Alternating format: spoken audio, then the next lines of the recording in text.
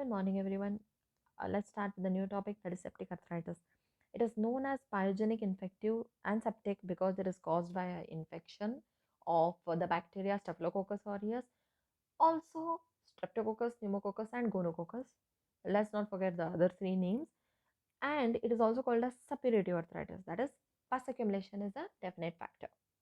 It's caused by a pyogenic organism. I have just now told you all what are the organism which causes it, presenting with painful arthritis and may present with subacute or chronic one. Etiopathogenesis, that is the travel route, are HOP IU. Just I made up a mnemonic to remember HOP IU. H stands for hematogenous, the commonest route, wherein the location of the infection can be in the form of pyoderma, throat infection, or septicemia. O, that is secondary to nearby osteomyelitis. If the joint is intracapsular, then there is easily the microorganism can travel from metaphysis all the way to the other joint surface area, thus causing pyogenic arthritis. The intracapsular joints, for example, can be taken up as hip and shoulder. The third one is penetrating wound. Knee being superficial can get fractured up easily, which can come into contact with the external environment, that is dust and tar, for example, which can get accumulated in the bone, leading to acute pyogenic arthritis. Coming to the fourth point, iatrogenic, following steroid injection and femoral artery puncture. This thing, femoral artery puncture, is done for blood collection. If it is done unsterilized, definitely there is infection and causing pyogenic arthritis. The fifth point is umbilical cord sepsis. It is definitely seen in the infant. Coming to mechanism, how pyogenic arthritis occurs. As the organism reaches the joint one by one, as the organism reaches the metaphysis, we know that organisms are favorable site is metaphysis.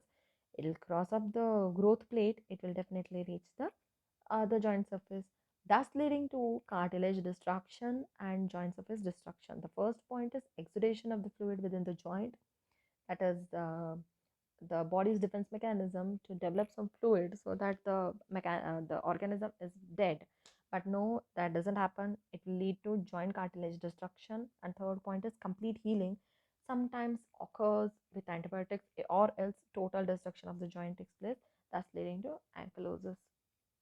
Coming to diagnosis, presenting complaints will be severe throbbing pain, continuous banging pain within the bone wherever it is infected, swelling of the joint, and tenderness over here is restricted to the joint line rather than your metaphysis, redness of the affected joint because of the underlying infection, high grade fever because of again infection, malaise, that is fatigue because of underlying very severe infection, non functioning and non touching. The patient will definitely avoid to move the limb because it is joint line affected. Definitely there's destruction of the cartilage, as we saw in the last slide.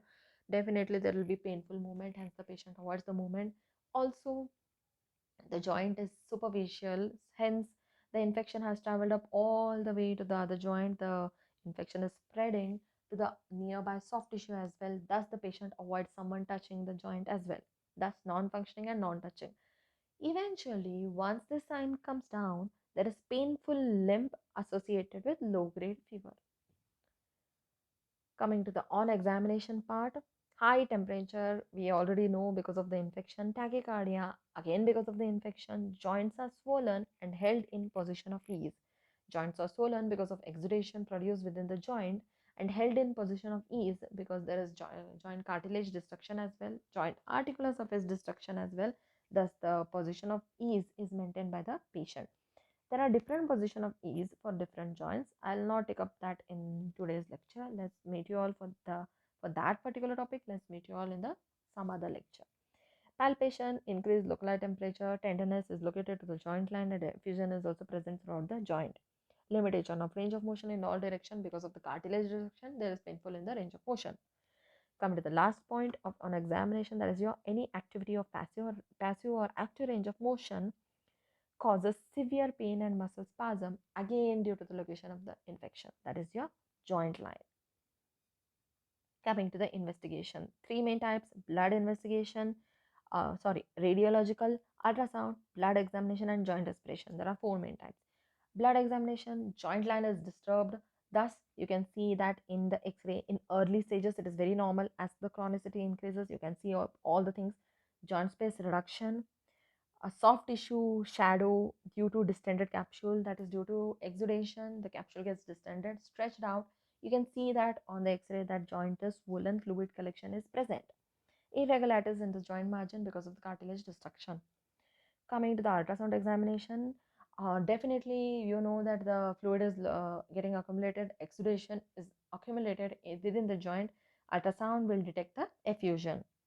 On aspiration of this fluid, that is nothing but joint aspiration technique, the gram staining will definitely give us positive result for the infection, that is your staphylococcus aureus generally, or else it can also give up the this thing positivity for streptococcus, pneumococcus and gonococcus, as we already saw. Coming to the blood examination, neutrophilic leukocyte definitely seen in any infection. Elevated ESR again seen in any infection. Causative organism as the chronicity is reached. On blood examination, blood aspiration as well, we can see the causative organism.